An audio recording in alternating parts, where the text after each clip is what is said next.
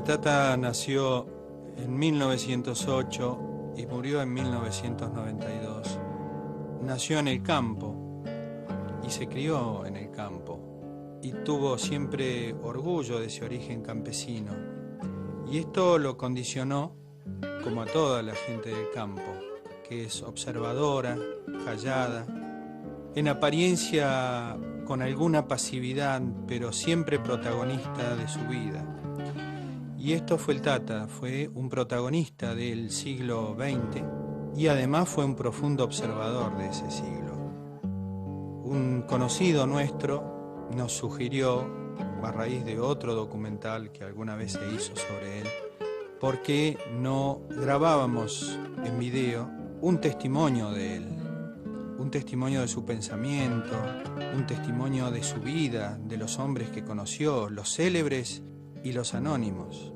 Y bueno, juntamos un poco de coraje y algunos pesos y con esto iniciamos una serie de grabaciones, parte de las cuales están volcadas en este DVD que constituye un documento sobre este hombre que promovió la admiración en mucha gente en todo el mundo por el simple hecho de cantar a su tierra, de cantarle a la tierra, a nuestra tierra, y de cantarle a los hombres y a los seres que la habitan, que la transitan.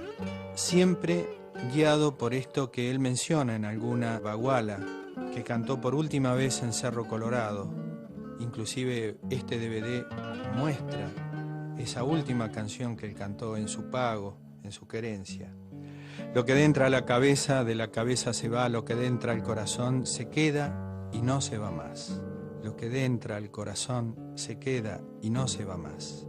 Y este hombre, mi padre, pregonó toda su vida esto en sus canciones, que los hombres tuviéramos como brújula de nuestra vida el corazón y que todo lo demás que nos fue dado, la inteligencia, la astucia, la conciencia, nuestro cuerpo, nuestras habilidades manuales o físicas, fueran simplemente servidores de la voluntad del corazón del hombre.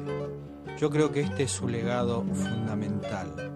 Por algo, en su última aparición ante el público, que fue en Suiza, en Zúrich, más precisamente, su poema Hermanito del Mundo, dicho con una voluntad que le hacía compensar ya la carencia de energía, la carencia de fuerza, producto de tantos años de lucha por la vida.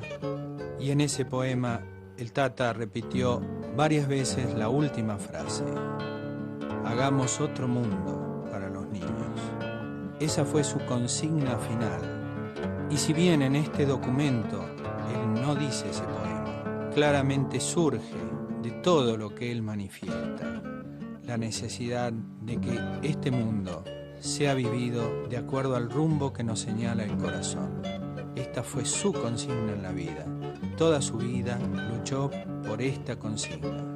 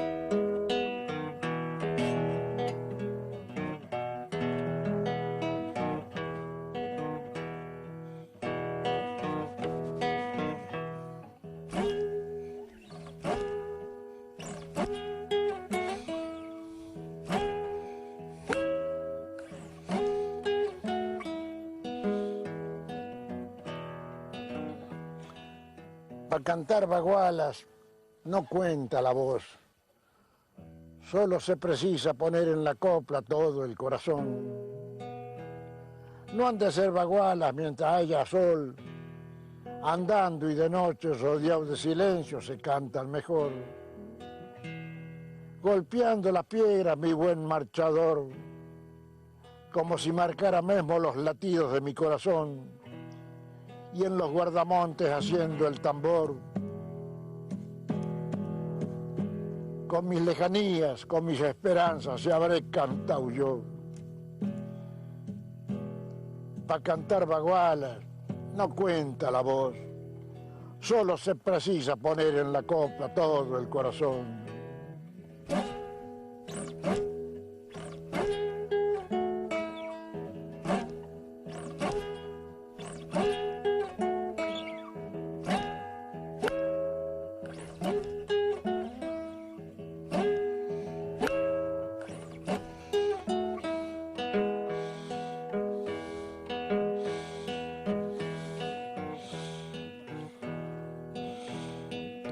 Lo que entra a la cabeza, de la cabeza se va.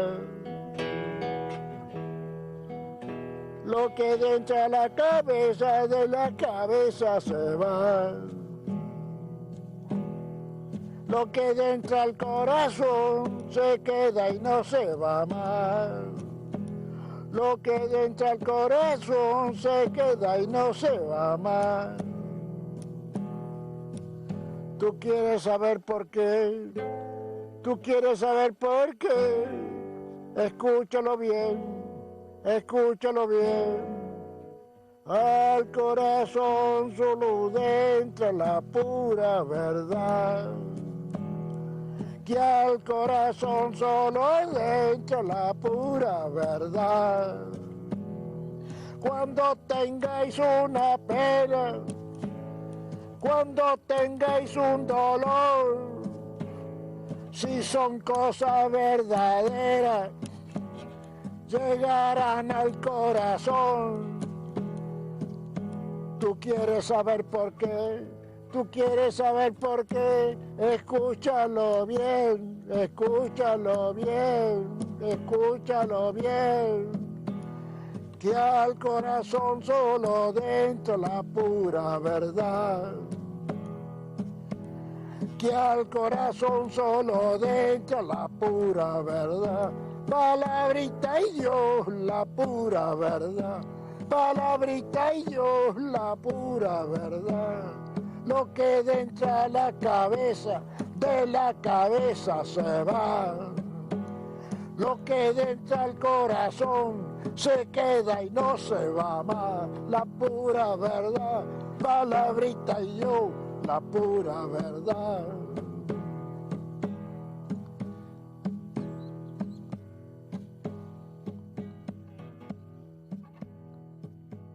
Mi padre era un hombre, como él decía, somos pobres con libros. Él no decía soy, sino somos, porque la familia era así. Mi padre tenía 2 caballos, que quería mucho. Su mujer, 2 caballos, 3 hijos y 4 baúles grandes con libros bastante usados. Muchos de ellos yo los he visto, muchos de ellos. La Ilíada de Homero. Yo no sé hasta qué grado la leyó, hasta qué grado la habrá comprendido él, no lo sé, no me atrevo a arriesgar un juicio sobre ese asunto. Sé que no estaba ahí porque alguien la puso, sino estaba bien gastadito, ¿no? Ya no tenía las tapas verdes que tenía antes. Y así, el Parnaso argentino, muy ajado, muy escuchado, muy dado vuelta, muy dado vuelta. Eso me lo leí 3 veces cuando me lo conocí de memoria. Ahí ya conocí todos los poetas del Parnaso argentino de aquel tiempo, en 1910, 8. Yo nací en el 8.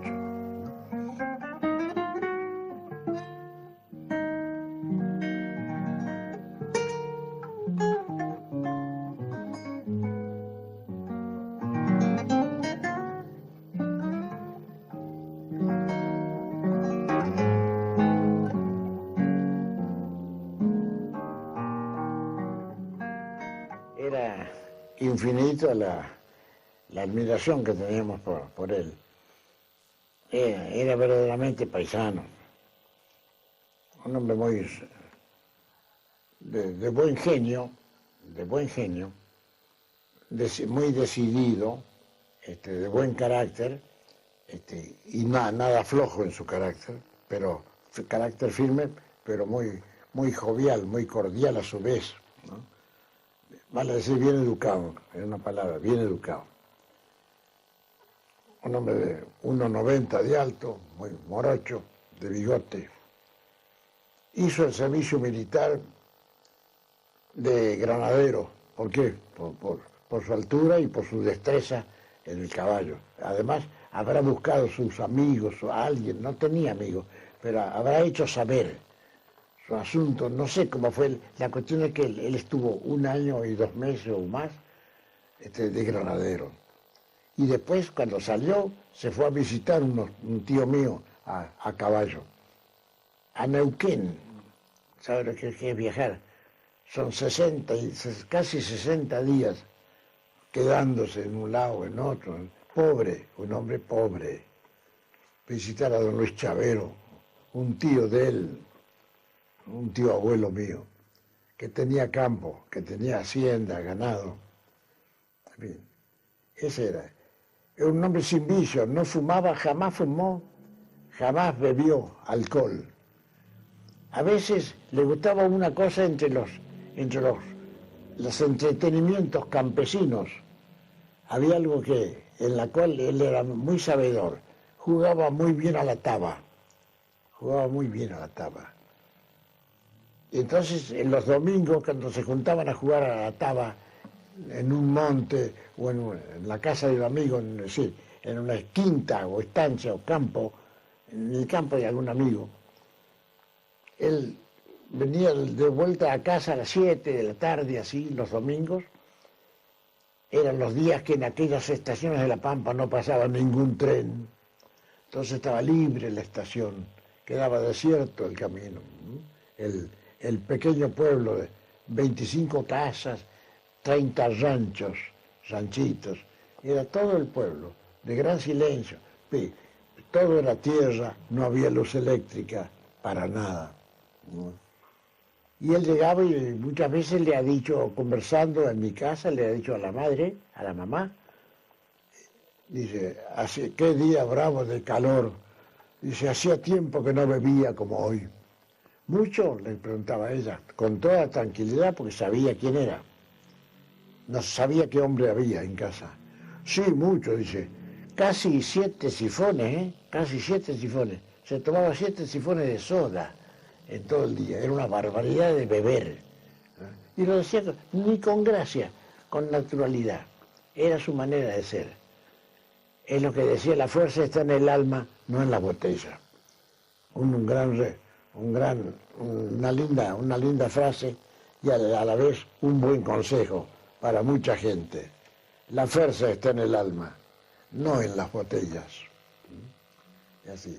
Y a lo largo de la vida tenía actitudes, cuando veía una actitud un poco agresiva, insolente, alguien alguna vez le dijo, aquí hay libro de quejas en la estación de ferrocarril. Sí, señor, hay un librito de quejas. Démelo, y se lo dijo con grosería, con torpeza el señor que pidió eso. Deme, alcánceme el libro ya, pero ya. Y imperiosamente se lo pidió. Y lo vio y dice, ¿cómo no? Él estaba en la ventanilla donde se entregan los billetes, los boletos. Y el otro, desde el otro lado, le pidieron eso. Y entonces él abre un cajón y saca un revólver Smith Wesson. Y se lo entrega y dice, tome, quéjese. Y se le estiró así. Y bajó la cabeza. Y luego le decía a mi madre, ¿no? Agaché la cabeza y me puse, hice como que escribía, porque no quise ver para qué lado me tiraba el hombre. Dice, cuando levanté la cabeza, medio minuto después no estaba más el hombre, estaba y el hombre se había ido. Tome, quéjese, lo vio tan insolente, tome, quéjese. Ahora, ¿con qué gesto se lo ha hecho? ¿Con qué gesto de desafío? No sé. Pero me imagino porque alguna vez lo he visto así, enfrentando con buen discurso determinante una actitud, usando una actitud parecida. Varias veces lo he visto. Era muy decidido en esas cosas.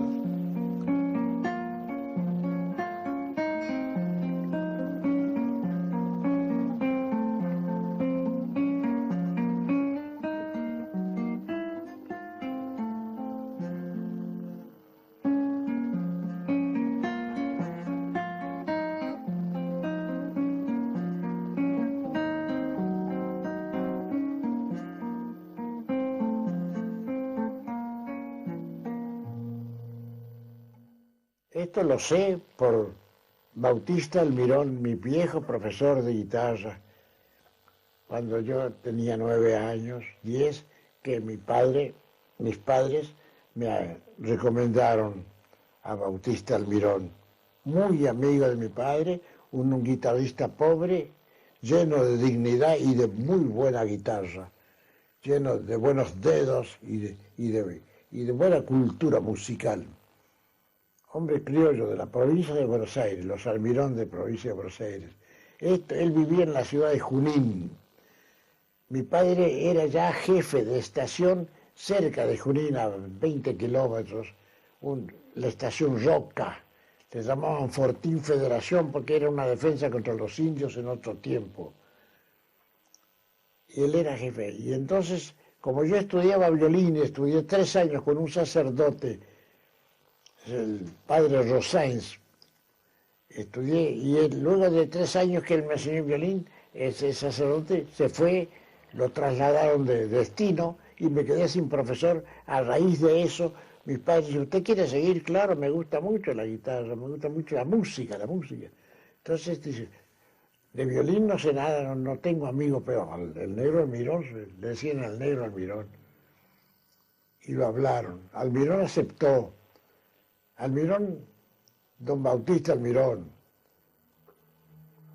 era un hombre extraordinario, muy severo en guitarra, en su métier, en sus cosas, era un hombre severo.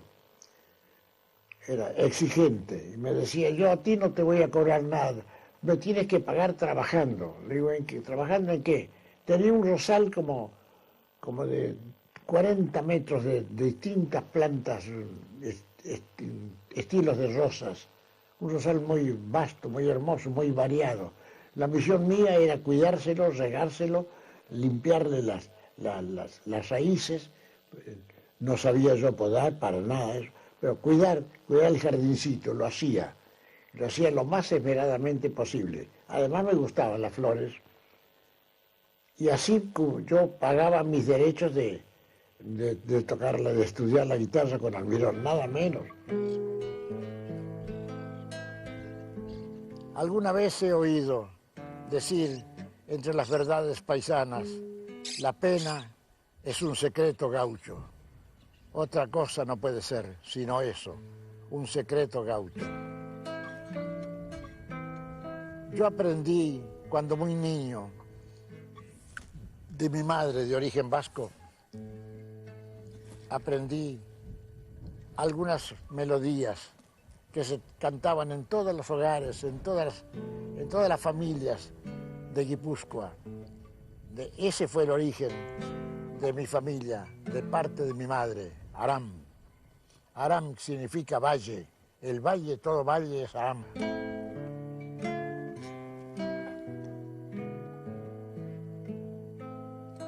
Había una canción, hay una canción, existirá siempre, que ya tiene tal vez más de 1500 años. Oñaces le llaman en el País Vasco, que es dolorosa melancolía, Oñaces. Yo dediqué a mi madre vasca, con el nombre ese, la madre vasca, mi Oñaces, con la vieja canción.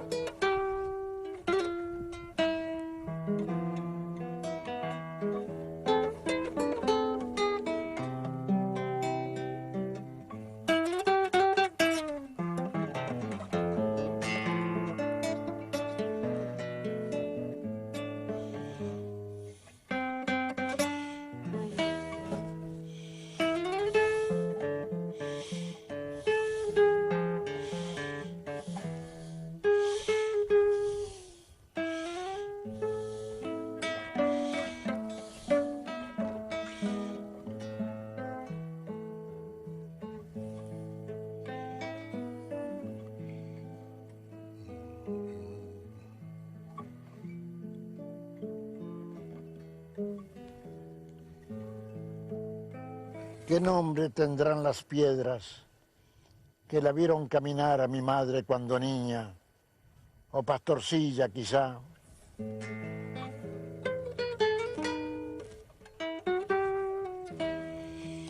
El árbol a cuya sombra descansó, ¿dónde estará?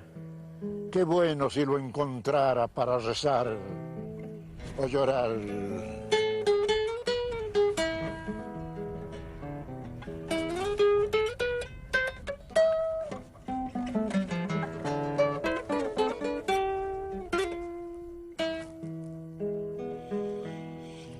He de llegar algún día en tierra vasca a cantar. Ay, madre, desde muy lejos, en mis coplas volverás. Tu sangre dentro mis venas como un río crecerá, y el viento que es generoso, tu árbol me señalará. Qué bueno si lo encontrara para rezar o llorar.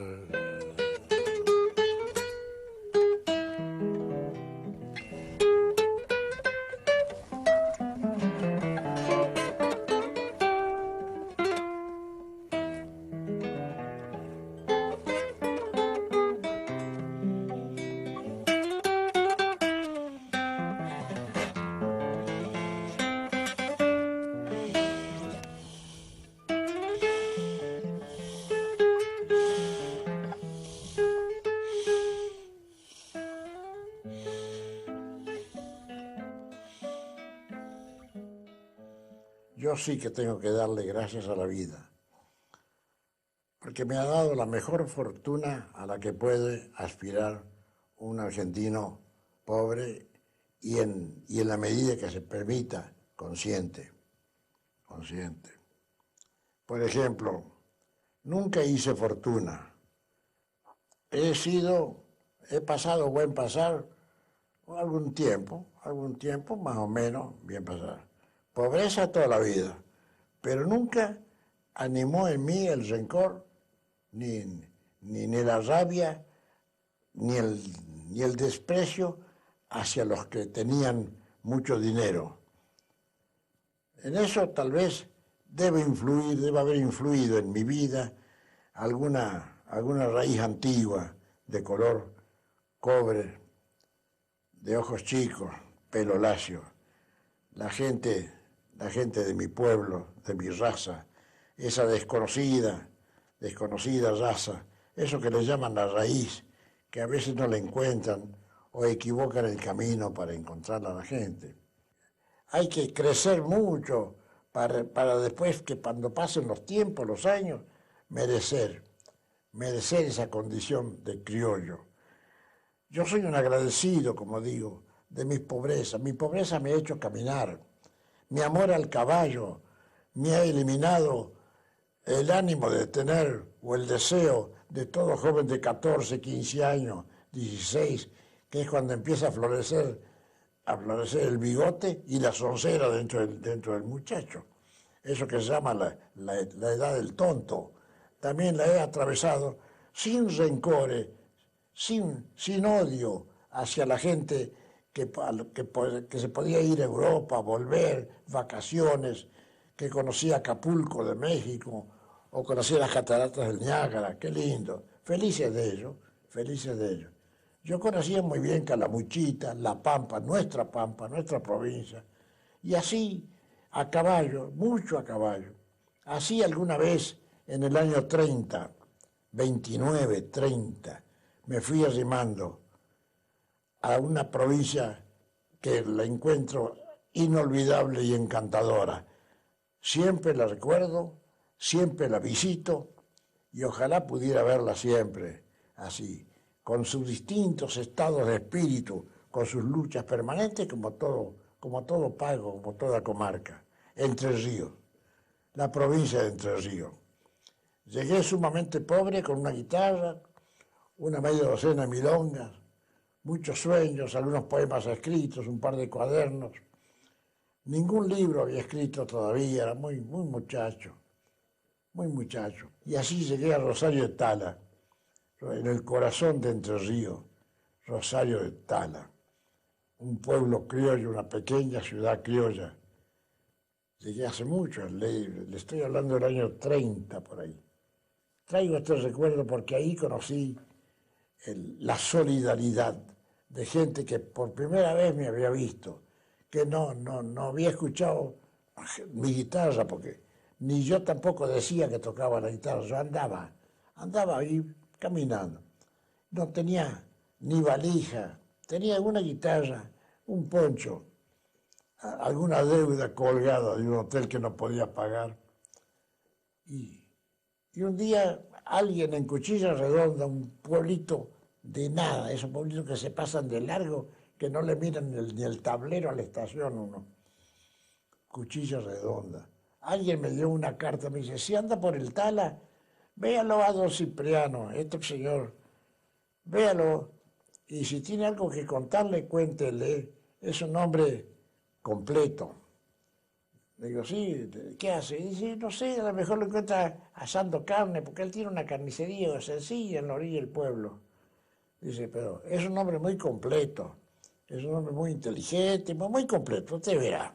Me lo decía otro paisano, Almada. Me vine despacio, como 2 meses después, 3 meses después de eso, con mi cartita arrugada, llego a Rosario de Tala una tardecita, averiguo y encuentro a la tardecita la carnicería de don Vila, don Cipriano Vila, se llamaba entonces. Me dice, ¿qué tal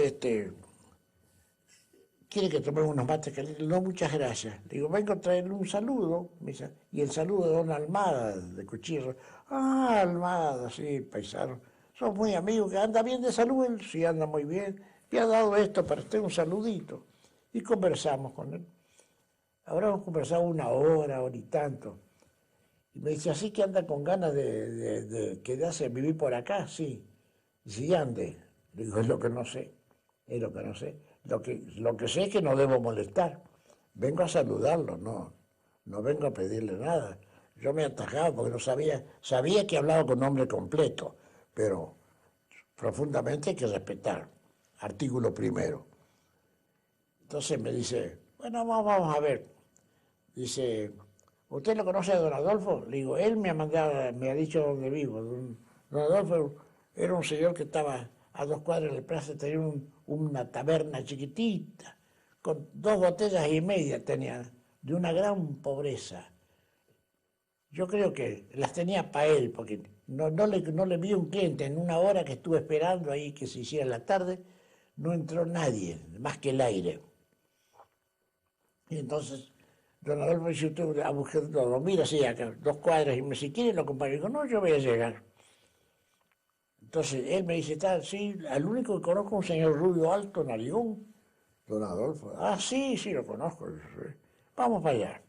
Fuimos, sentó, ¿cómo te va, Adolfo? Se saludaron. Y ahí conversamos más, los tres. Yo vi que eran bastante conocidos, muchos refranes, esas medias palabras que tienen los paisanos. ¿No? ¿Estás cansado? ¿De qué? Eso. La respuesta, ¿de qué? Nunca hay gaucho cansado, no existe. ¿No? Voluntario, a la orden, siempre. ¿No? Siempre estar en actitud de vivir 1000 años, aunque se los lleve la vida enseguida. Total, nos hicimos muy amigos. Y me preguntó, don Adolfo, ¿usted tiene hotel? Le digo, no, sí, yo he venido ahora en un tren de hace 2 horas. Ajá. Me dice, bueno, quédese, disponga de la casa. Muchas gracias, muchas gracias. Pero yo lo que vi era eso, ¿no? Él levantó el teloncito del poncho y me mostró su dormitorio. Yo le digo, ¿usted habita acá? Sí, señor, dice, yo habito acá. Yo vi un catrecito, ¿no? Y me dice, ¿sabe lo que pasa? Ya se había ido don Vila, habíamos quedado en vernos al día siguiente. Y me dice, ¿sabe lo que pasa, don? Me dice, yo tengo algo que hacer. Yo voy a venir mañana como a las 9 de la mañana, 8:30, 9. Lo voy a convidar con un mate. Le digo, yo a esa hora ya estoy, hace rato que estoy en la vereda. Sí, bueno, vendré antes. Yo, por mis horas, a las 9 vendré. Disponga de la casa. Ahí hay un paquete de velas, está la caja de fósforo. Dice, ahí hay una salida para el patio, todo el tal es suyo. Había un monte, suyos, terrenos baldíos, mucha pobreza. Había un billarcito que tenía en el bar, un billarcito viejo que nadie jugaba, roto el parche del billar, lleno de remiendos, el billarcito. Dice, esto es todo lo que tengo. Mañana vengo a verlo, disponga usted. Y me dejó las velitas, eso, me dejó un vaso grande con agua y se fue. Me dejó la llavecita de la puerta para el patio ese que era todo el tala. Yo me acosté a dormir, luego me levanté a mirar un poco, a conocer el lugar, prendo la velita y cuando saco yo pensé, este hombre tiene un compromiso. Por la manera de medio hablar, de sus medias palabras, pensé algún compromiso sentimental y serio. Una compañera, una amiga, ¿qué será? ¿Qué será? En el fondo uno piensa, ¿qué me importa? ¿Qué me importa? No debe importar. Pero saco la cobijita esa que separaba el biombo, el falso biombo, con la velita para reconocer, y a quién me encuentro durmiendo con las manos puestas allí, los tremendos zapatos, botines en el billar, durmiendo sobre el billar, el dueño de casa que me ha dicho, yo tengo un compromiso, sabe una cosa, como a las 9 voy a venir, como a las 8, 9 voy a venir. Durmiendo en el billar me había cedido su catrecito, su dormitorio. Y yo pensaba para mí, ¿esto es gauchada o qué será? ¿Cómo le llamarán en otros lugares? Esto es una gauchada, ¿no? Señora gauchada. Entonces, estoy en presencia de gente, estoy en presencia de hombres, estoy en presencia de argentinos. Gente que viene de la antigüedad, no viene de anteayer a la mañana, de una vieja antigüedad, de una sagrada antigüedad. No le dije nada, el hombre roncaba lindamente. No sé en qué tono, aunque soy músico, no sé en qué tono. La cuestión que al día siguiente, a las 6 de la mañana, ya me levanté y me fui por lo que él llamaba los yuyos. Había una bomba, ahí hice un amago de lavarme los ojos, y cuando vine ya estaba él, había abierto el negocio y me dice, ¿tomamos unos verdes? Claro, sí, señor, buen día, buen día. No pregunté dónde estuve, ni él tampoco, él creyó que yo no lo había visto. Ni yo se lo dije. Total, así empezó mi amistad con esa gente.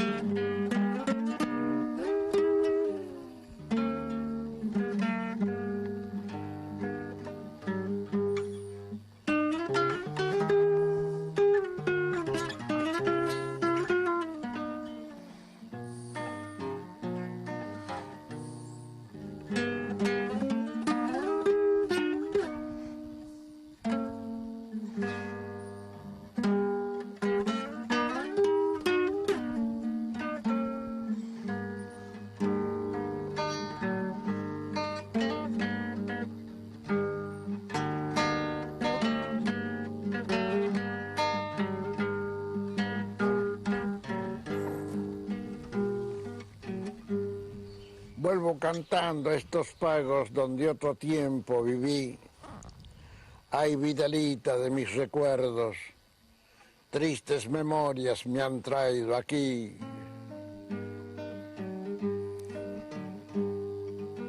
Oigo cantar en los montes, guitarra, bombo, violín. Ay, vidalita de mis paisanos, tristes memorias me han traído aquí.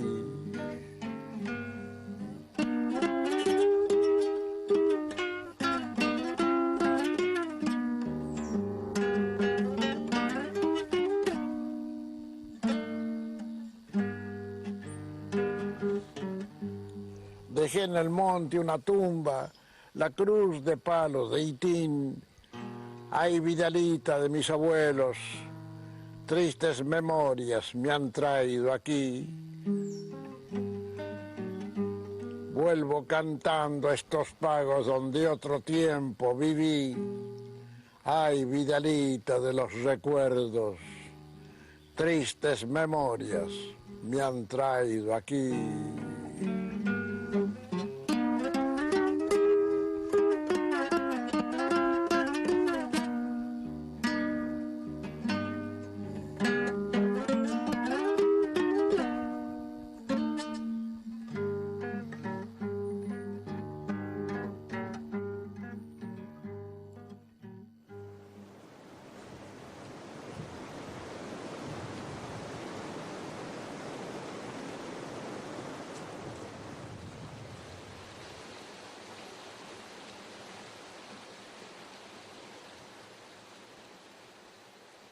Vine con un amigo, Ernesto Gómez Molina, tío de Marta, hace muchos años, pero muchos, 50 años, imagínense. Vinimos a hacer cine, yo era cineasta en aquel tiempo. Habíamos conseguido unas 20 minutos, 18 minutos de William Hart, de Tom Mix, ¿no? Y el gusto nuestro es traer esa película. Poníamos una sábana de árbol a árbol y cobrábamos 20 centavos para el lado que se lee y 10 centavos para el lado que no se lee, del lado del revés, para que la gente mirara. Y después, como en el mismo camión donde se transmitía, en el mismo se le bajaban las tapas al camioncito, y ahí daba yo mis conciertos de guitarra. 3 chacareras, 2 gatos, una canción o 2. Y además regalábamos 2 pesos de propina al que zapateara mejor malambo de los chicos. En la tierra, levantaban tierra a los muchachos, y lo hacían muy bien. Nosotros regalamos y seguíamos viaje a Sol de Julio, recorrimos todo Santiago del Estero, hasta cerca de Chilca, Juliana fuimos, con 1000 anécdotas de toda especie de anécdotas graciosas. Éramos pájaros libres, andábamos bien. La gente que trabajaba en cine. Alguna vez se despertó, se le rompió la rueda del auto, un neumático, y me dice don Ernesto, mientras yo arreglo esto, ¿por qué no pide que le den una taza de té, unos mates ahí en aquel rancho? Esto era pasando aquí, yendo hacia Sol de Julio, para las puntas del río Salado, del Misqui, del río Dulce. ¿Cómo no? Y yo fui, pedí, me dieron una taza de té, pero yo no dije quién era. Agradecí y me retiré. Estaba ahí y él vino y pidió una palangana con agua, porque venía trabajando en la tierra. Le dieron, entonces me dice, ¿por qué no le agradece? Dice, a la señora el matecito, cántele algunas canciones. Y yo, ¿cómo no? Y fui a buscar mi guitarra al camioncito. Ahí, mientras yo buscaba, el señor, don Gómez, dijo quién era yo, le dijo a la señora, le explicó que ya andábamos haciendo esto, ¿no? Y entonces yo encontré otra cara. Cuando volví con la guitarra encontré otros semblantes, en él y en un hijo que tenía, una hija, ¿no? Vi otras calles y ella habló, ya saben quién soy. Entonces, como cortesía, la señora me dice, qué lástima que no esté mi hijo, el almirante, aquí para saludarlo. Y como en esa zona ha habido, por ejemplo, el almirante Rojas nació a 6 leguas de ahí, a 5 leguas, no era extraño que hubiera gente marina. Entonces le pregunté, ¿es marino su hijo, señora? No, dice, él trabaja en el ingenio azucarero en Tucumán, pero es tan almirante suyo. Me dijo, el almirante, me dijo, ¿es tan almirante suyo? Esas anécdotas del campo. Y así pasó. Y después, a los años viene. Aquí había un hombre que estaba paralítico, don Eustacio Barrera, que vivía donde ustedes pasaron con el auto. Esos ranchos grandes de la derecha, ahí vivía, el paralítico. Y el hijo me dijo, qué lástima que mi padre, que es tan criollo, no lo puede escuchar. Me lo dijo lo de Argañarás. Entonces, ¿dónde vive su padre? En tal parte. Dígale que mañana si me da unos mates, llego. Y llegué como una semana seguida, todas las tardes, a las 4 de la tarde, mi compromiso era venir a cantarle a ese señor que estaba paralítico. Y el hombre, un criollo, un gaucho. De esos que usan el puñal y lo ponen bajo la almohada, bajo un algarrobo, en pleno verano. Y cuando se levantaba, según me contaban, doña María, su esposa, María Barrera, cuando se levantaba, lo primero se sentaba en el catre y sacaba de abajo de la almohada su puñal y se lo ponía en la boca el puñal. Y recién se ponía su pantalón. Se ponía su pantalón y se ponía el puñal acá y se sentaba hasta que su hijo viniera a darle unos mates, a lavar una toalla mojada para que se lave la cara. Ese tipo de gaucho, y por eso yo le cantaba con todo gusto. Y a los 7 días me fui. Como a los 2 meses o 3 o 4 anduve dando vueltas por ahí y volví a Cerro Colorado y ya volví a Córdoba a Cerro Colorado. Y le volví a cantar 5 o 6 días, todas las tardes a la hora del mate. Porque le tomé amistad a él. Entonces él me dijo, pero es muy bueno, muy curtido, usted es muy llegador, algo así me dijo. Dice, yo quiero corresponderle. Le digo, ¿cómo correspondencia? Le digo, yo no, a mí no me pague nada, ni piense. No, yo no le pienso pagar, pero tengo este campito, me señaló así con la mano, ¿no? Tengo este campito, me gustaría, elija usted, tire el lazo, tire 3 lazos para allá, 3 lazos para allá, como diciendo 30, 40 metros por lado, y para que alguna vez haga un rancho y pueda vivir un ranchito, ya que tanto le gusta por acá. Elija. Y yo elegí esta esquina en este momento. Esta es la esquina que elegí. Y se lo dije, don Barrera, elegí la curva del río. Ajá, muy lindo lo ves, claro, muy bien. Y entonces, palabras, no hay escritura. Yo no tengo el menor papel de esta casa donde usted ve. Me hice la casa, la hicimos con mi familia, así a mano, a romper uñas, con un amigo que me fiaba, un Lindolfo Guayán. Me cobraba unas monedas, pero me fiaba porque no tenía plata. Me dieron tejas fiadas, ladrillo fiado, piedra fiada, 2.500 piedras, todas fiadas. Las pagué cuando pudiera. Yo en aquel tiempo estaba en una lucha de una resistencia antifascista. Entonces estaba muy limitado mi orden de trabajo, ¿no? Y me costaba trabajo ganarme la vida, porque siempre encontraba o dudas o no, o un no redondo, o si no, véame dentro de 15 días, vamos a ver qué hacemos, qué se puede hacer, qué se puede hacer. Y pasaba tiempo y mi pobreza grande, nació mi hijo, y era muy grande. Así se hizo esta casa a mano, se hizo igual. Y me fiaron y en la medida que he podido, he ido pagando los 10 pesos diarios, los 15 pesos diarios a algunos peones, a otros les quedo todavía y le debo mi gratitud de toda la vida. Eso me hace llegar. Gente que no me conocía mucho. He estado en la cárcel 2 veces, 3 veces, 4 veces. Ahí hay unas firmas. Hay una firma de la segunda vez que salí. El pueblo me recibió aquí. El pueblo peronista, radical, conservador, de todo pelo. ¿Me recibió quién? A uno que tocaba la guitarra, que tocaba chacareras en Malambo, ¿no? Mi única condición buena, se puede decir, era esa.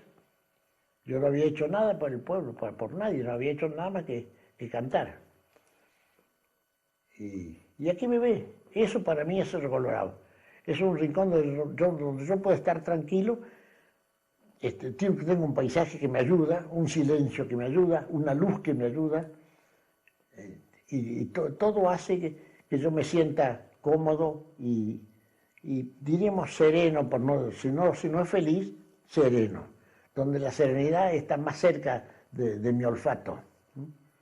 Eso sí puedo decirlo. Y aquí me ve.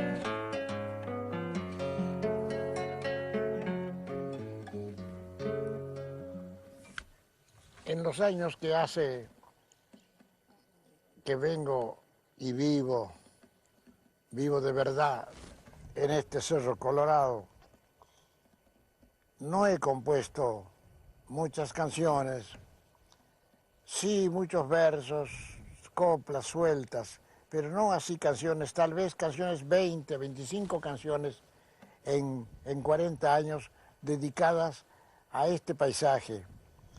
Supera en belleza y en misterio mis condiciones de músico o de compositor este lugar de chañares, de garabatos, de viejos algarrobos, de quebracho blanco, de quebracho colorado.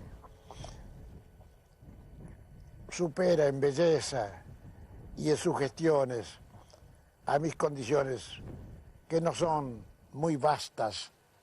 Hay en mí una orfandad de profundos conocimientos, no así de anhelos, que son infinitos, no así de anhelos. Entre las cosas que he compuesto, que he traveseado, se puede decir, hay algún viejo estilo, una de esas trovas que más se conversan, que se dicen, con la escasa voz que la naturaleza me ha dado. Yo puedo decir como León Felipe, mi voz es opaca y sin brillo, no servirá jamás para reforzar un coro, solo a mí me sirve. Solo a mí me sirve para poder decir aquello que me alegra, aquello que me duele, aquello que me revela, aquello que me enmudece. Solo yo puedo decirlo, a veces sentirlo, tal vez jamás pronunciarlo. Mi voz no servirá jamás para reforzar un coro. Es opaca, sin brillo, solo para uno, solo para mí. Pido perdón y allá va esta sencilla canción.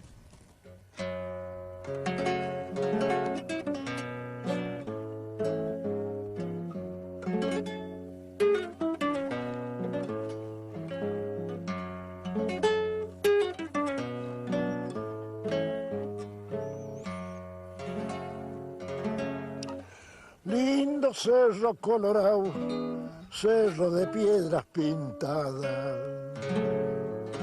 Alguna vez sé volver por tu sendero de cabra.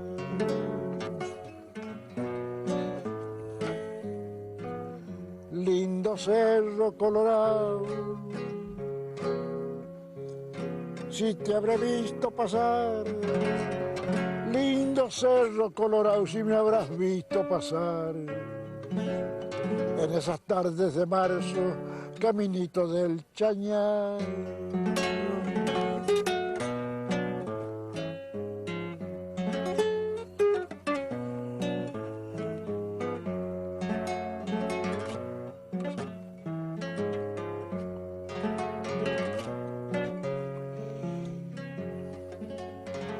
La guitarra bajo el poncho y una tonada sencilla.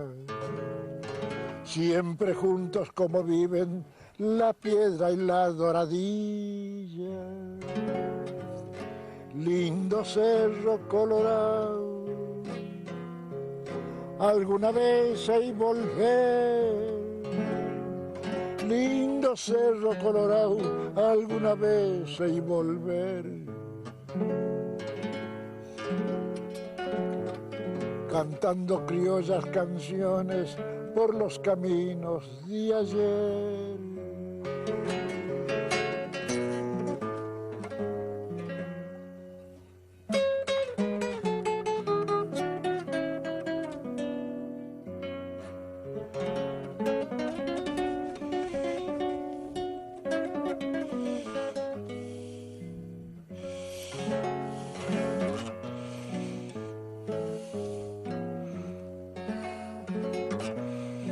Lindo cerro colorado, si me habrás visto pasar por tu camino de piedra, caminito del Chañar. Lindo cerro colorado.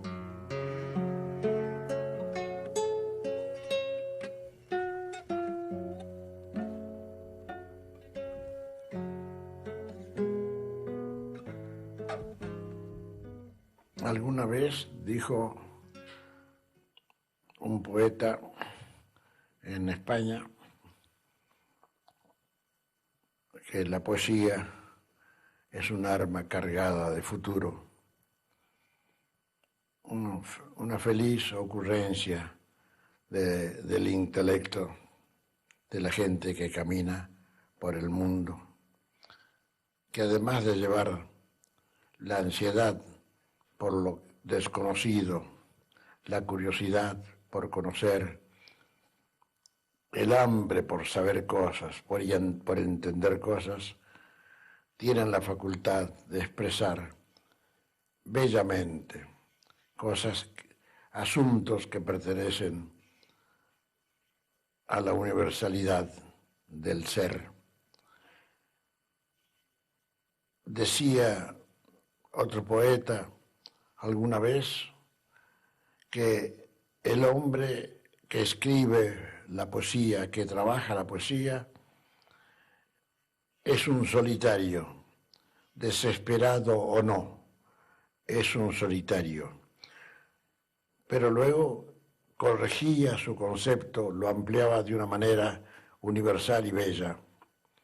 Por ejemplo, decía, sí, es un solitario, pero él sabe bien que solamente escribiendo poesía el hombre llega a ser multitud. Ya no es él, es mucha gente en él reunida, muchos seres en él reunida, muchas soledades congregadas. Alguna vez la vida me trajo a mi orilla a alguien que era así, multitud escribiendo, y solitario, un solitario desesperado y loco, ansioso, lleno de ganas de vivir la vida terrena. Me refiero a Pablo Neruda, el chileno, Pablo Neruda, el universal, Pablo Neruda, el poeta, Pablo Neruda. En Europa lo vi hace muchos años. Yo era muy muchacho, muy joven, y lo encontré en Francia. Muchos lo admiraban, otros nunca le perdonaron una mirada de él, una sonrisa, un saludo con la mano como diciendo adiós, en lugar de que signifique hola, ¿qué tal? Parecía que dijera adiós. Eso lo hacía en varias ocasiones, y él sabía cómo y cuándo y por qué. En eso era bien terreno, en otras cosas iba más allá de la realidad, superaba la cosa real en sus poemas. Desde los 18 años estaba este Neruda escribiendo para sus tíos, para su vida, para sus amigos. Todo lo sabía, todo lo entendía, tenía avidez por saber cosas. Vivió una vida muy inquieta, la conoce el mundo entero mejor que yo. A mí me resultó amable conocer el poeta y conocerlo mucho, mucho. Conozco sus ocurrencias, su genio pronto y su poesía maravillosa. Mucho he conocido de Pablo. Viví en su casa 15 días. Él amaba, me dio su cuarto de soltero. Él estaba casado con Hormiga del Carril, con la señora del Carril, y me dio su cuarto de soltero para que yo pernoctara. 15 días estuve en su casa, 15 noches, y en un cuarto pequeño, muy angostito, para que no pareciera pequeño a la puerta de salida. Había hecho hacer una ampliación fotográfica de la cordillera de los Andes con el Maipú, con la calle, la callejón de Maipo, que se llama allá, con la calle que va a donde fue la batalla de Maipú. La cordillera de los Andes, el Aconcagua, allá lejos, inmenso, de manera que uno se tendía en el pequeño lecho, en la pequeña cama, mirando hacia la puerta, porque todo era pequeño y parecía que uno estaba durmiendo en el campo, mirando la cordillera, en medio de la cordillera. Esa sensación de inmensidad del horizonte, de la tierra, que eso era su casa, su pieza de soltero, ahí he vivido. Cuando él se cayó del alma el 23 de septiembre, yo estaba viviendo en Francia.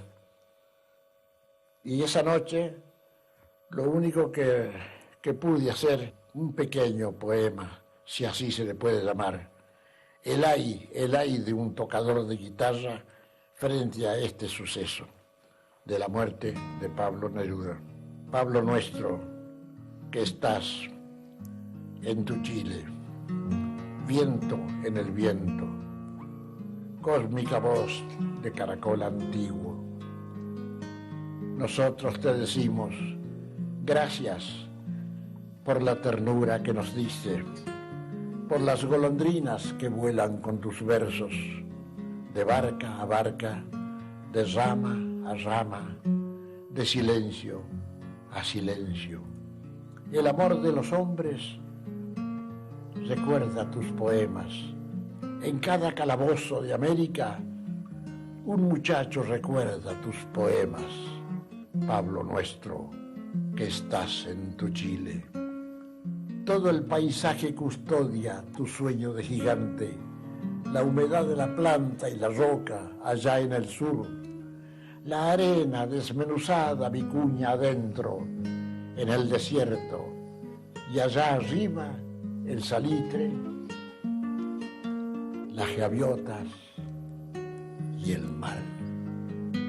Pablo nuestro, que estás en tu Chile, gracias por la ternura que nos diste. Muchas gracias, muchas gracias.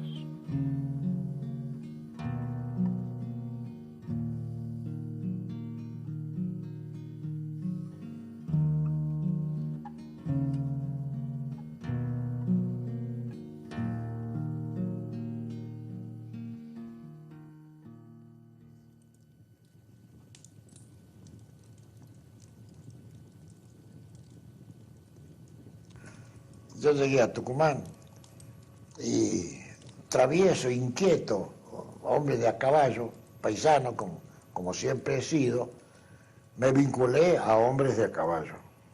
Gente de las viejas familias tucumanas, pero hombres vinculados al caballo, al criollismo, a la samba bien bailada, sin idea de farra, ni de fiesta, ni de jolgorio, sino como ceremonia ritual. Eso que Ricardo Rojas le llamaba antes ceremonias rurales, tan lindamente se llamaba así. Las danzas argentinas eran ceremonias rurales, vale decir, no eran el elemento para farritas, como se hace después, ahora, desde hace mucho tiempo, cuando se empezó a pervertir el concepto, el sentido y la práctica del folclore y se puso al servicio de la farra, de la cosa frívola e insustancial. Vale decir, una graciosa manera de perder el tiempo haciéndose el criollo. Como decía Romildo Rizzo cuando calificaba a los poetas de aquel tiempo, escribir en gaucho no es escribir en guarango. Es otra cosa. Escribir en gaucho hay que escribir con un buen castellano y con un sentido de tierra y de decencia y de amor y respeto hacia la tierra y hacia los que pisan la tierra, es decir, a los semejantes. Ahí se manifiesta muy bien un gaucho. El gaucho era bien hablado. Los mal hablados eran los comentaristas del gaucho, los que escribían para teatro, para sainete, para el circo. Esa gente que usaba el gaucho como elemento de lo inepto, del hombre no sabedor. Se olvidaban que lo que más sabía el gaucho era prudencia, probidad, respeto, ¿no? Y coraje le sobraba. Entre ellos, el coraje de saber cuándo debe callarse y por qué debe hablar. Eso es muy importante, cosa que actualmente se siembra de dudas el país cuando uno se pone a meditar. ¿Sabrá la gente por qué va a hablar, cuándo debe hablar y cuándo debe callar a tiempo? ¿Para qué? Para que el país no se oscurezca, no tenga sombras con respecto a su cultura, a su economía, a las buenas costumbres, al buen hábito de ser simplemente eso tan hermoso y tan honroso, un argentino, y nada más, ¿no? Hace poco estaba leyendo algo sobre sobre cómo le llaman acá la polución, creo que lo he comentado alguna vez. Hace poco, hace 2 meses, 3 meses, sobre la polución en las ciudades por los autobuses que lanzan gases determinados, que atentan contra la salud de la gente en las grandes ciudades. Y el mismo que escribía eso dice, qué pena que no se haya dado cuenta el pueblo que está padeciendo una polución mucho más grave, sumamente grave, porque eso se mete más que en el hogar, en las generaciones, la polución del lenguaje. ¿Por qué la gente habla tan mal el castellano que se habla desde hace 40 años hasta ahora? Se ha cambiado, se ha incorporado un montón de vocablos y de cosas y de expresiones y modos de afirmar o de negar o de admirarse que no tienen nada que ver con el espíritu latinoamericano, absolutamente nada, absolutamente nada. No significa más que una torpeza idiomática y se usa continuamente en la escuela, en la universidad, en la calle, en el cine, en el teatro y en el arte, en eso que le llaman el arte. El espectáculo a veces es un atentado hacia el arte, hacia la pureza del arte. Y si es razón lo que decía García Morente, que cantar es rezar 2 veces, al pueblo y a Dios, o a Dios y al pueblo, según cada cual coloca la prioridad como se le dé la gana, o como lo siente, ¿no? Si es verdad eso, no creo que ningún rezo deba ser gritado. La persona que cuando canta una cosa criolla, la grita porque tiene voz, porque tiene decibeles en los micrófonos y porque tiene la condición actual del sonar muy fuerte, no creo que tenga nada que ver con el ritual, con el hablar con el Dios que se le dé la gana, con el Dios que se invente o necesite para su espíritu, para su paz, para su felicidad o para su estado de ánimo. No creo que el gritar ayude a nadie en materia de canto profundo. No se le puede cantar a la tierra, no se puede decir, ningún hombre puede decirle a una mujer te amo a lo alarido, ¿no? O baja la voz o nada es cierto.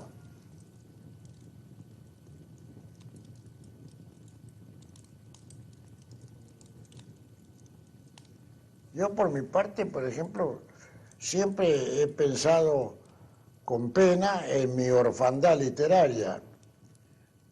Pude haber sido un hombre más, de haber tenido algún orden en mi vida, algún orden para vivir, hubiera llegado a tener un pleno conocimiento de algo, de algún par de asuntos fundamentales para mi existencia y para ser útil al mundo. No creo que haya conseguido nada parecido, precisamente porque el camino fue mi universidad. No alcancé a entrar a ninguna universidad por razones de pobreza económica. Fue muy grande. Siempre tuve compromisos. Tuve compromisos. Podría imitar a un osado señor que siempre decía, yo siempre he tenido más hambre que vergüenza. Bueno, algo de eso me ha parecido a mí, aunque yo también tenía vergüenza de disfrazar mi condición de hombre con apetencias de alimento, ¿no? El hecho de ser pobre nunca me hizo caer en la sospecha de dejar de ser honrado.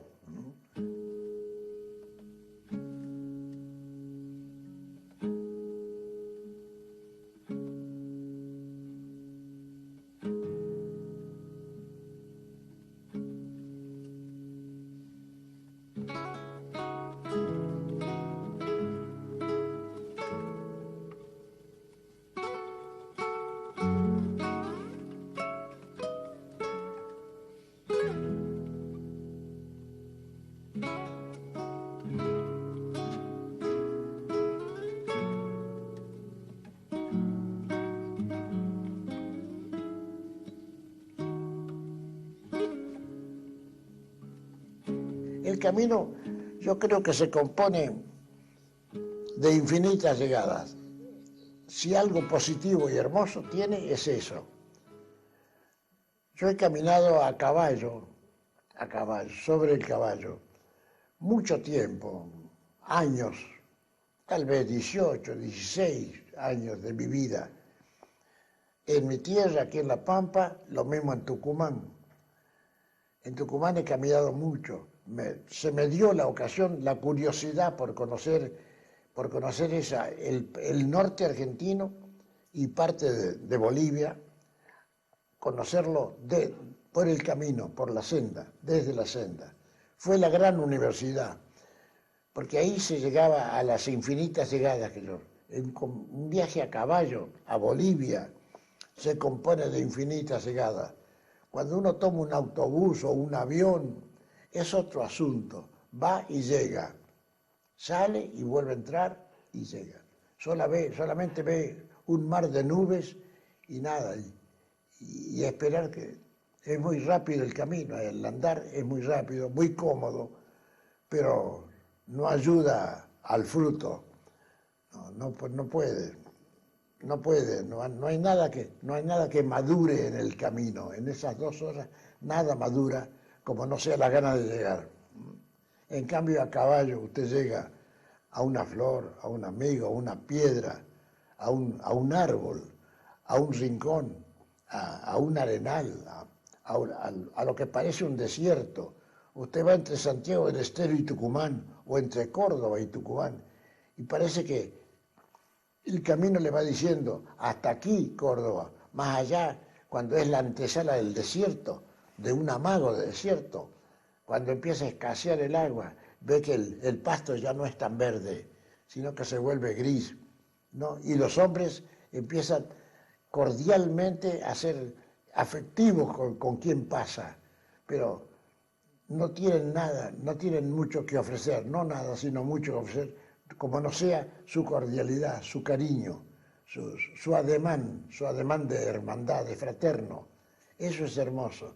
Distinto al de la llanura, donde la tierra es gorda y rica, entonces tiene de todo, hasta un buen asado, hasta un buen caballo, hasta una buena rienda si le hace falta soga. Un montón de cosas que la buena condición del clima, del momento y del terreno hace que la gente tenga generosidad. En el año 39, 40 me fui a Tucumán. Tuve muchos años ahí, muchos años. Yo trabajaba en Buenos Aires, en las radios de Buenos Aires, grababa discos en Buenos Aires. Entonces, pero en las radios trabajaba 3 meses, 2 meses, me lo pasaba en Buenos Aires. Y de repente aparecía por Tucumán. Terminaba eso, a volar a Tucumán inmediatamente. Y de Tucumán me desplazaba a Salta, a Jujuy, a Misiones, a Chile, a Bolivia, mucho Bolivia, a Cochabamba, por ejemplo, a toda La Pampa, una zona. Pero Tucumán era todo. En Tucumán tenía amigos criollos, que lo primero que hicieron es, ¿tienes caballo? ¿Tiene interés? Claro, tengo interés. Bueno, entonces me conseguí una pequeña finca en Raco, una pequeña finca, 20 hectáreas más o menos, 18 hectáreas tendría, en los montes de Raco, a 60 kilómetros de la ciudad de Tucumán. Para eso precisaba caballo. No me faltó un amigo, Ruiz de Huidobro. Me dio 2 caballos, un colorado y un oscuro tapado. Otra vez me dieron una lección. Un señor me dio una lección, medio moreno así, tirando como a mestizo de mulatón, así. Allá en Tucumán había mucha gente que se venía en el tiempo de las grandes revoluciones del Paraguay y de Brasil, de esa zona, se corría para el lado de Tucumán, por el hecho de que había mucho trabajo por los muchos ingenios azucareros. Entonces, tal vez ese hombre, un poco afro, era tucumano, ya era tucumano, su familia tucumana. Estaba haciendo un asadito en la casa de unos amigos y yo estaba tocando la guitarra y luego le dice el patrón, acompañalos, porque yo me iba a caballo, después nos íbamos siguiendo. Acompañarlos un trecho, dice, hasta que agarren la senda buena, de noche. O sea, cuando salió la luna, ensillamos y nos despedimos de esta gente para viajar con la luna. Se cansa menos el caballo de noche con la fresca. Entonces nos fuimos y él se fue delante de nuestro unos 20 metros y yo sentí que cantaba, una especie de bagualita, pero no le oía bien sus palabras. Y tenía curiosidad por saber qué cantará el hombre. Bagualita era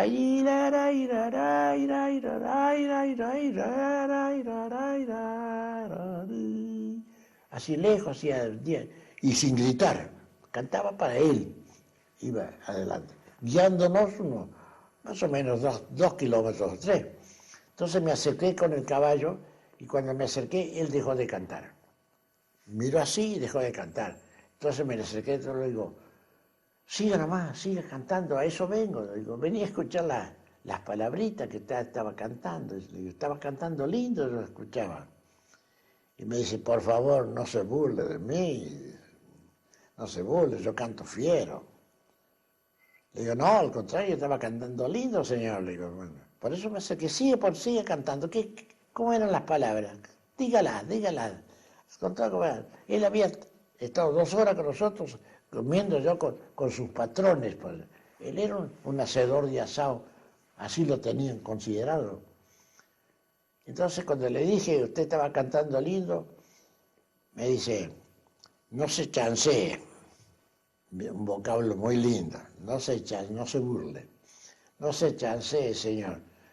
Yo sé que canto fiero, dice, ahora lo lindo de mi canto lo pone el cerro, eso sí.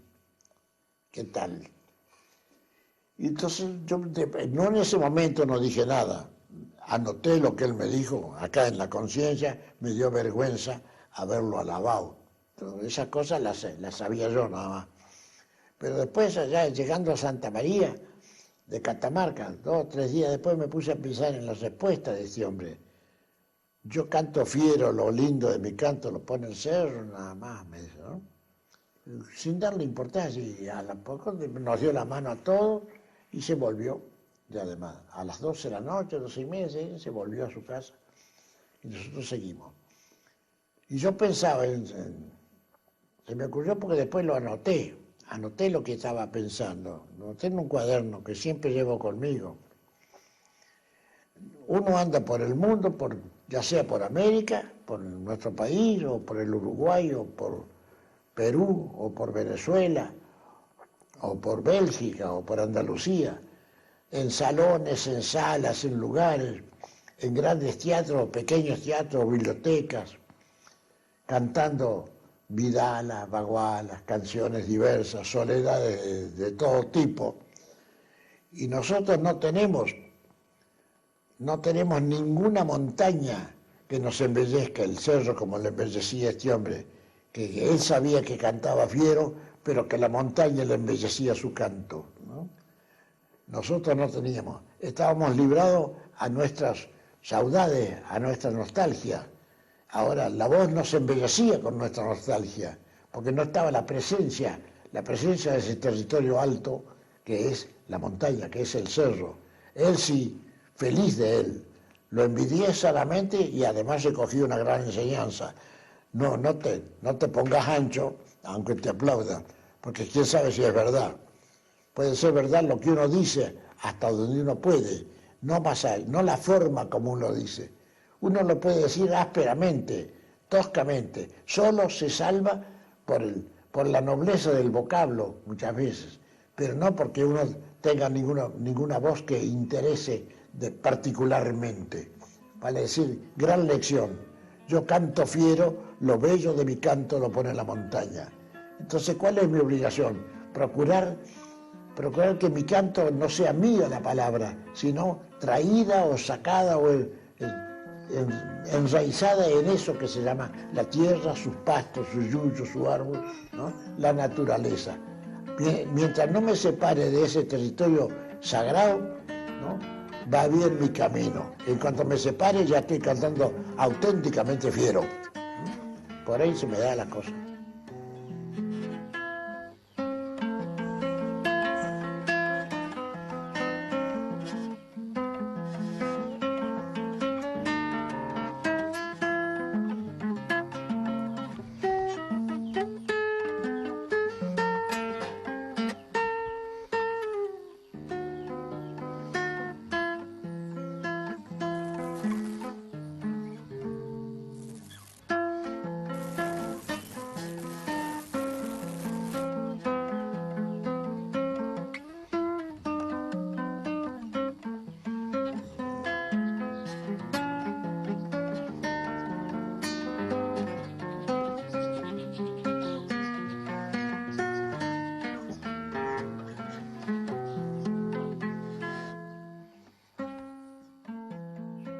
tal vez año 42, 43,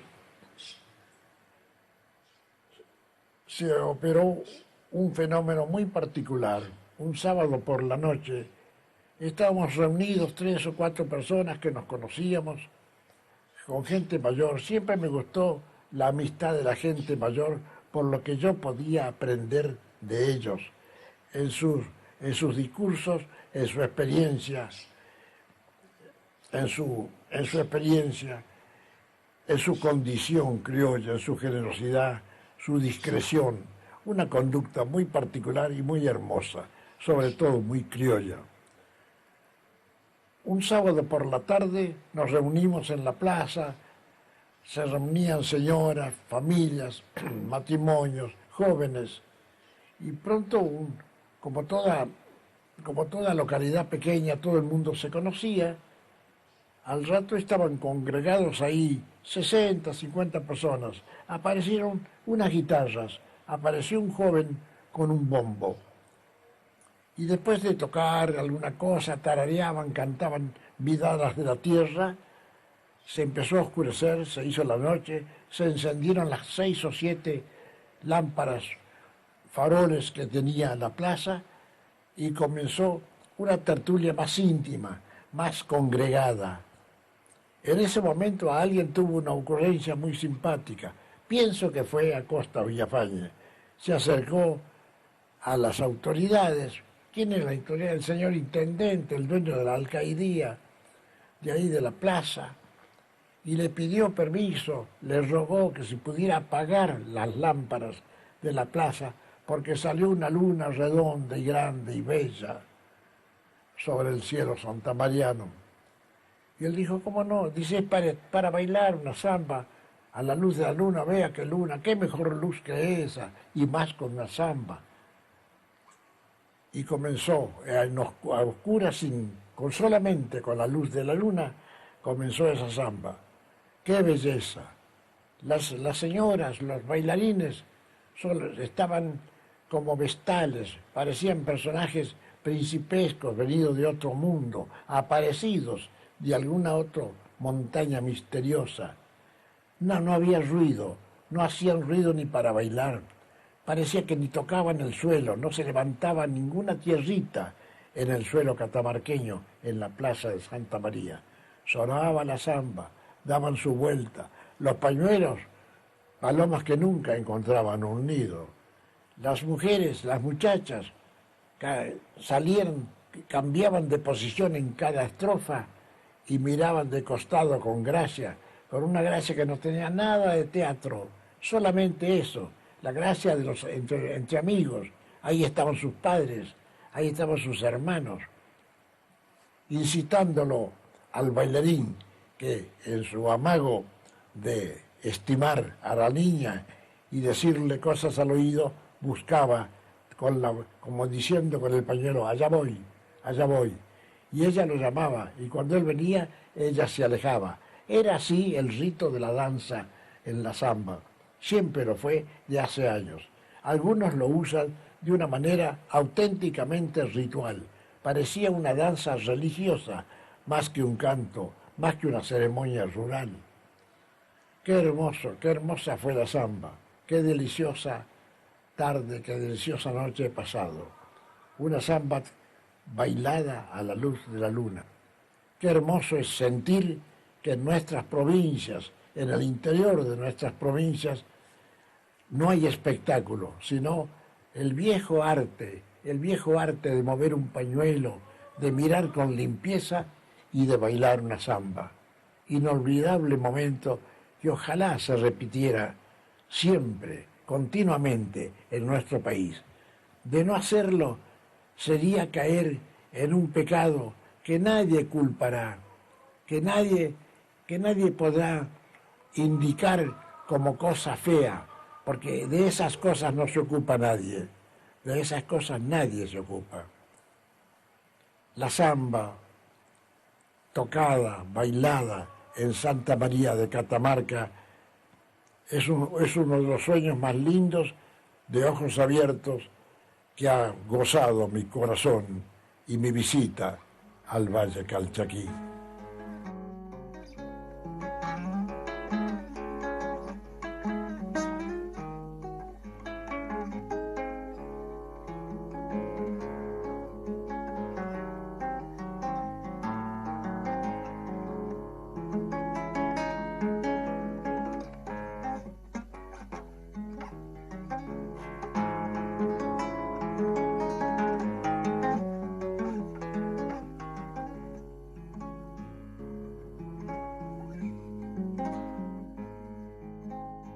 una de las formas más hermosas, la milonga. Es una forma que ya tiene 200 años fácilmente la milonga en nuestra llanura, en nuestra pampa.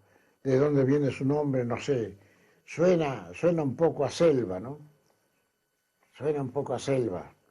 Da la impresión de milonga. Milonga. Su resonancia, yo la veo como si fuera una voz de selva, de territorio habitado por árboles, por sombras, por pájaros, ¿no? Por dioses, esos dioses que tenían los indígenas primitivos. Cada núcleo humano tenía su condición y tenían algo que ver con la bomba, tormento, el rombo, algo de eso. Una resonancia muy particular. La cuestión que llegó a nuestra pampa que no tiene esa resonancia, porque carece de ecos. Sin embargo, cómo se afincó la milonga en la provincia de Buenos Aires, en la provincia de Santa Fe, en el sur de Córdoba, en la parte llana, en esa pampa al revés de que hablaba aquel paisano alguna vez. La milonga siempre sirvió como descripción, pero se diferencia enormemente de la milonga de la ciudad y más en aquel tiempo, porque era lenta. El hombre llegaba a la milonga para describir una situación espiritual, una situación de adentro, no tanto de afuera. Después sí, se crearon formas de milonga para la convivencia humana, para el divertimiento humano. La milonga, extraordinaria. A mí me gustaba mucho y me gusta mucho. En mi vida he trabajado muchos asuntos así con el ritmo de milonga lenta, de distintas tonalidades, y casi nunca fueron, un par de ellas creo fueron descriptivas, sobre caballos, sobre la vida del campo, 2 o 3, pero fácilmente más de 60 o 70 milongas que he creado fácilmente han sido trabajos de adentro, preocupaciones, soledades que el hombre va incorporando, va poblando, para que no parezcan tan solas, tan desoladas, y las va pintando a su manera.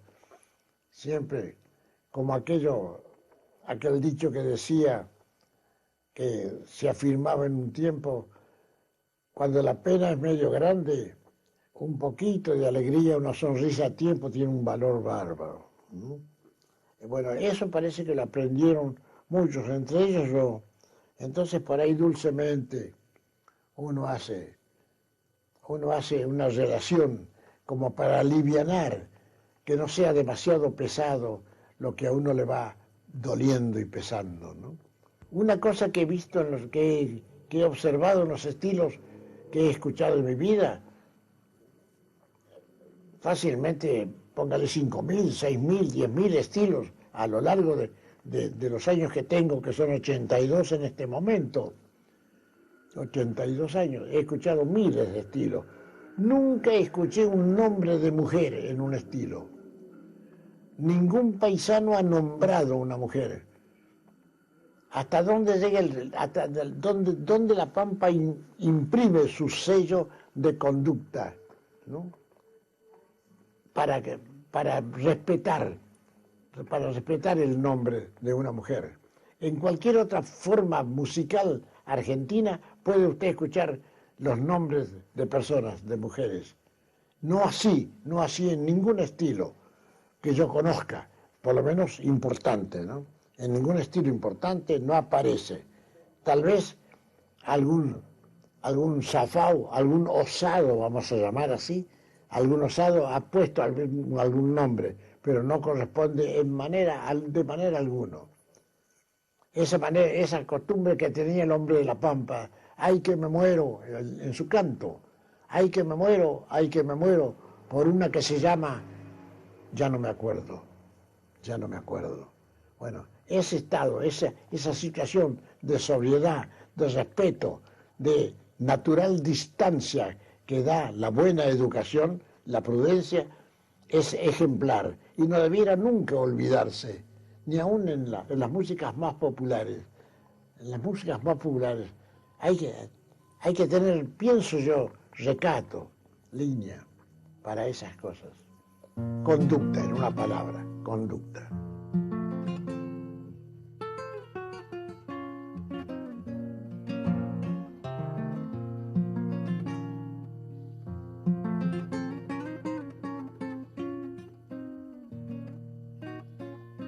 Jorge Luis Borges, nuestro Borges, nuestro maestro, el gran hacedor de palabras.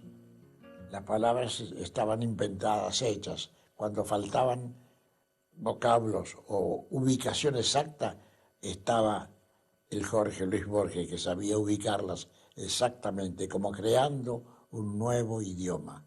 La comprobación la tienen sus 40 libros que andan por ahí. Y su vida, que era un eterno estudiar. El hombre que apagó más tarde la lámpara que otros. Por eso entendió más cosas de la vida.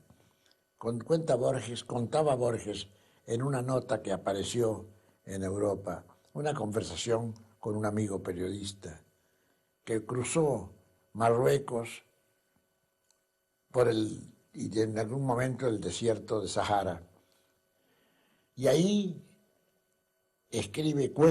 contaba Borges, la sensación terrible que tuvo una vez, que entró él, como entré yo, curioso, y él con todo su enorme capacidad y su bellísimo y ejemplar talento, se aventuró 50 metros, 100 metros, algo así, y se sentó sobre la arena, en ese mar infinito de arena, se sentó y empezó a jugar con la arena, a levantar con su puñaditos de arena y los dejaba que se volatilizara, que se cayeran los puñaditos de arena. Esa pequeña travesura mientras pensaba las cosas que él pensaba. Iba siempre elaborando, siempre, no tenía pausa. Su imaginación, su inteligencia, su sentido, la creación, no tenía pausa. Según confesaba él, en algún momento de su travesura de levantar la mano, de jugar, enterrar su puño, sacar el puño con una arena, abrirlo despacio, así, y ver cómo se pulverizaba y volvía a caer, trazaba cosas con sus dedos, trazaba raras cosas, rubricaba la arena con el dedo y luego volvía a jugar. Y en una de esas se quedó pensando, así lo dice él, lo cuenta él, quedó pensando, ¿qué estoy haciendo? ¿Qué hago? Se dijo a sí mismo. Y de repente sintió que estaba conmovido y que lo ganaba una sensación de vergüenza, de bochorno, como si hubiera alcanzado la conciencia de un pecado que estaba cometiendo. Y así lo dijo, de bellísima forma, con sus silencios, con su actitud, con su voz tan particular. Seguramente ha sido extraordinario para quien lo haya escuchado en la conversación. Yo solamente lo he leído y me conmovió profundamente. Por mucho tiempo pensé en esa actitud, por muchísimo tiempo. Muchos días, muchas tardes pensé en el hombre que se le llenaban los ojos de lágrimas diciendo, ¿pero qué estoy haciendo? Estoy haciendo una barbaridad. ¿Quién soy yo para querer intentar transformar el desierto? Pensaba que al mover la arena con sus puños, con sus dedos, y cambiarla de lugar y estaba transformando ese infinito universo de arena y sol y nada más que eso. Eso me conmovió mucho. Al tiempo en mi país, acá en la Argentina y aquí en Córdoba, una vez fui casi testigo, hasta 20 metros, casi testigo en este río más abajo, cuesta abajo, allí siempre donde decimos nosotros de la casa de los curas, hacia la casa del medio, en este río de los Tártagos, un pequeño río que nos cruza el campo, que está aquí a 20 metros de mi rancho, de mi casa, y que se va hacia el sur, fácil de andar. Un gato lo pasa al trote, pero cuando crece ya nadie lo pasa. Hay que mirarlo nomás, respetarlo. Aquí pasó alguna cosa hace muchos años. Una señora cruzaba con su niño, orillando, y iba para el pueblo, que queda acá 1 kilómetro, iba con su niño, un niño pequeño de 4 años, así, bien, bien del lugar, el típico changuito pobre, medio descalcito, travieso, iba delante de la mamá, al lado de la mamá, traveseando 4 años, 5 años, para el lado del pueblo. Y en eso, al cruzar el río, que son 4 metros, sin ningún peligro, a las rodillas le daba el agua, el niño se inclina y saca una piedrita. Encuentra una piedrita, la ve, una piedra como de 3 colores, es una piedra de colores, la saca, la mira, la golpea con otra piedra para ver la consistencia, quién sabe, y se la pone en el bolsillito y sigue.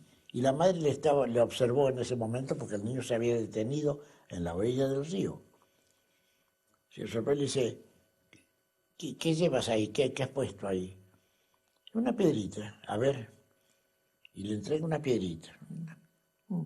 Cabía apenas en su mano. Apenas cabía en su mano. Su manito cerrada era justa el tamaño, el hueco para su piedrita. Y la madre le dice, ¿y esto dónde encontraste? Ahí en el río. ¿A dónde? ¿Dónde exactamente? Ahí, al lado de aquella piedra, 3 piedras, ¿sí? Ahí las encontré. Dice, mira. Dice, ¿por qué la sacaste?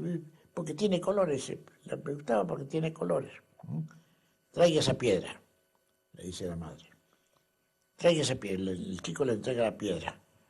Y ella mira, lo vuelve 5 o 6 metros al lugarcito, se mete en el río donde estaban esas 3 piedras medias grandes y pone otra vez la piedrita en el medio.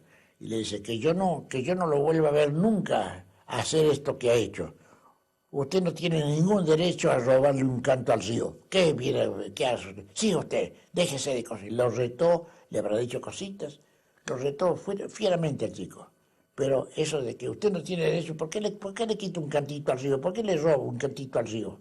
Sí, atravesando y se fueron otra vez hacia el pueblo, que quedaba ahí 50 metros, 60 metros. Y yo pensaba, viendo esas cosas, recordaba los dos estados de alma. Una persona como esta señora, que vive aquí cerca de los Allende, vivía esta señora con el niño, paisanita, netamente mujer de la tierra, sin otro horizonte que esta soledad del Cerro Colorado, sin letras ni libros, sin alfabeta que lo preocupara jamás. Tiene esa sensación de que la piedra pertenecía al río, que la piedra era parte de esa naturaleza donde ella había nacido, vivido y sentido las cosas, sentido la vida. Sentía la misma sensación que un Borges allá en el desierto de Sahara, cómo se igualan las grandes distancias dentro de una conciencia donde aparece una vieja cosa heredada, que no es muy sabida, que no se piensa todos los días, pero que sí, cuando llega un momento determinado, eso alcanza, así como alcanza muchas veces, alcanza la conciencia, el estado de conciencia, algún consejo de la madre, del padre, del padrino, del tío, del abuelo, o del padrino, de lo que sea, de una persona que ha tenido autoridad para volcar una frase o una enseñanza en alguien. La vida se ha encargado, los años, el atavismo, eso que se llama naturaleza, eso que se llama la raíz que tanto busca la gente y la quiere buscar en los libros en lugar de mirarla en la planta, en el camino, en el árbol, en el pájaro, en sí mismo, en sí mismo.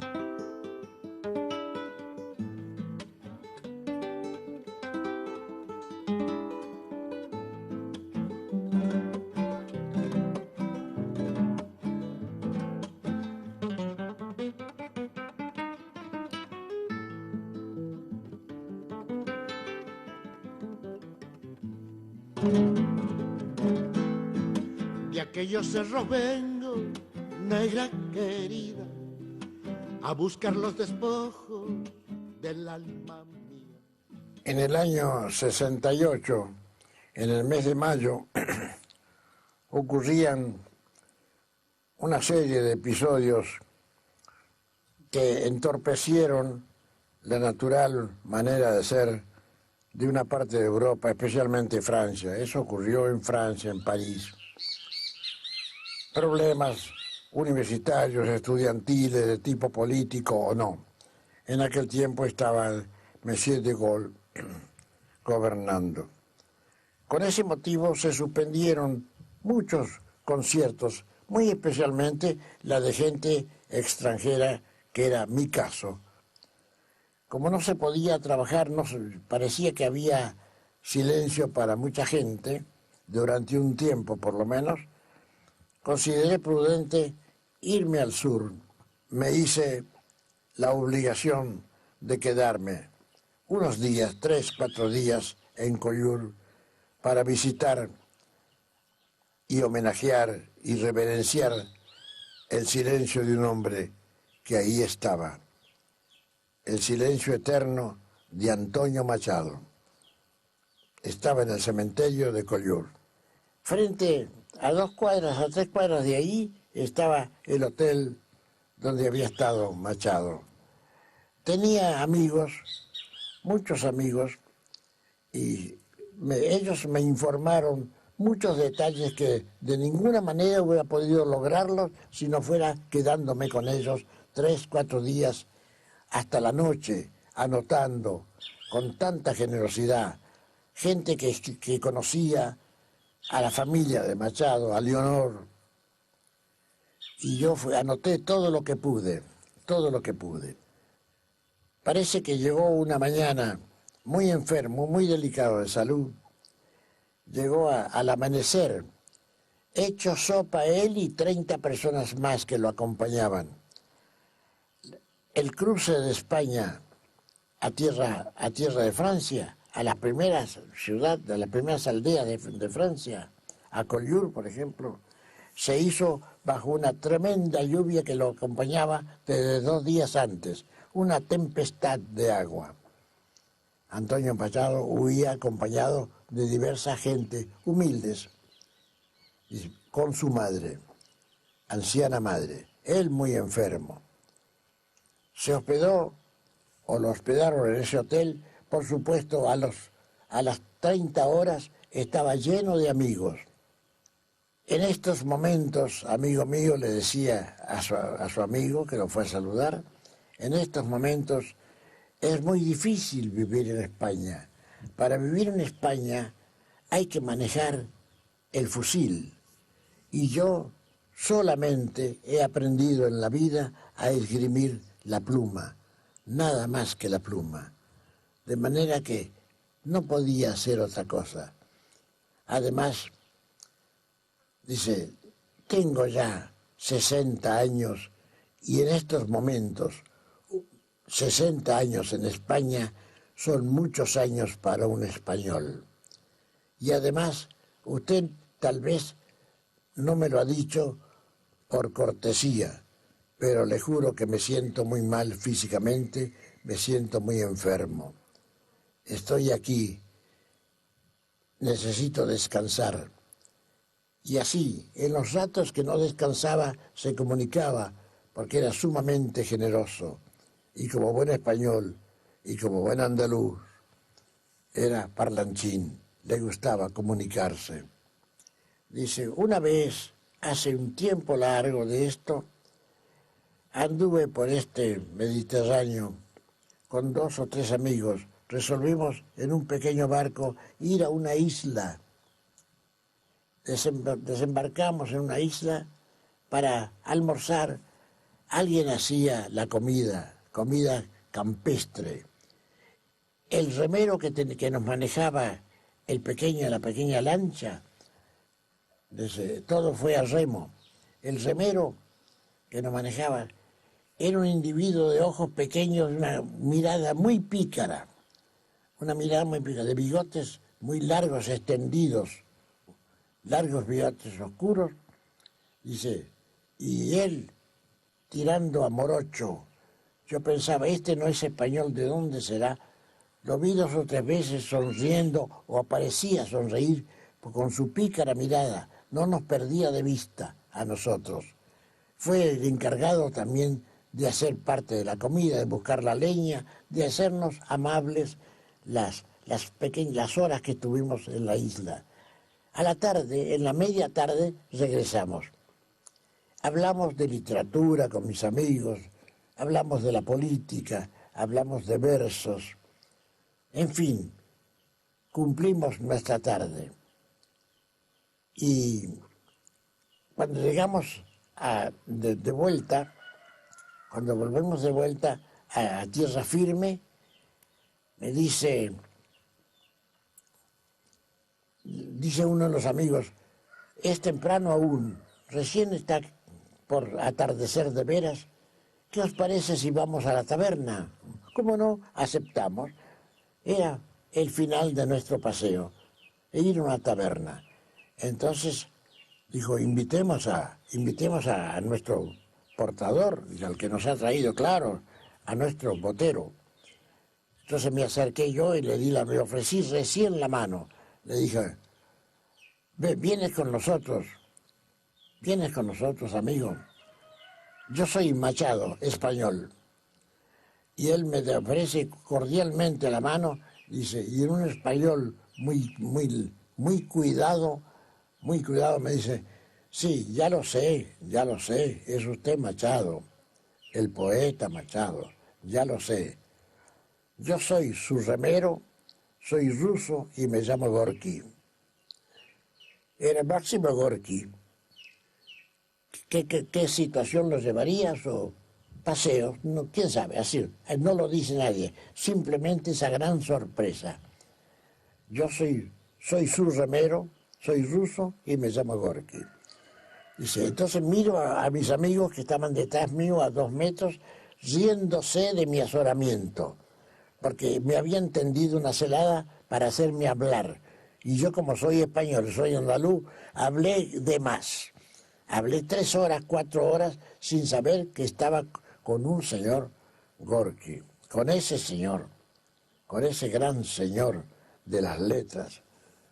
Dice, total, nos fuimos allá. Esa anécdota la recogí yo en Collioure. Me lo contaban una gente que había sido muy amiga de Machado.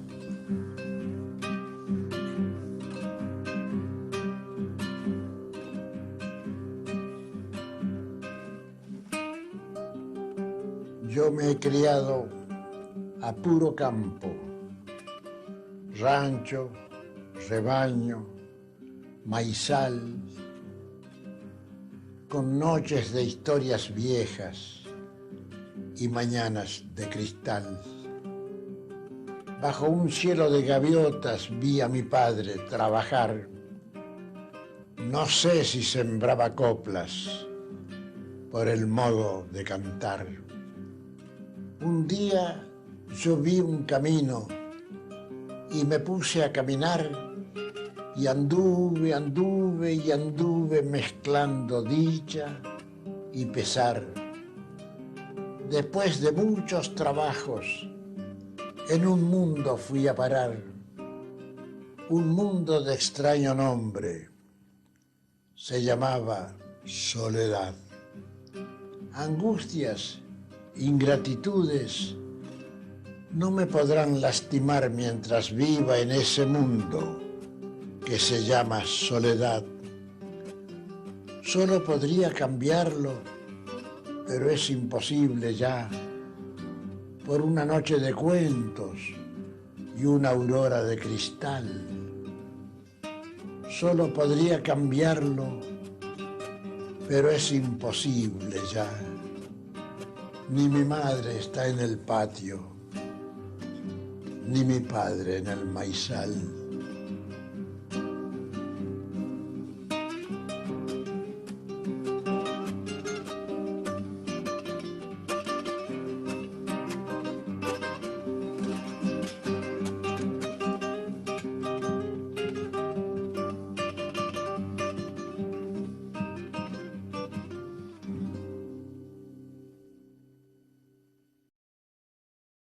la música nuestra, que cómo pega acá, como es. Sí, cierto, Pablo, sí, dice.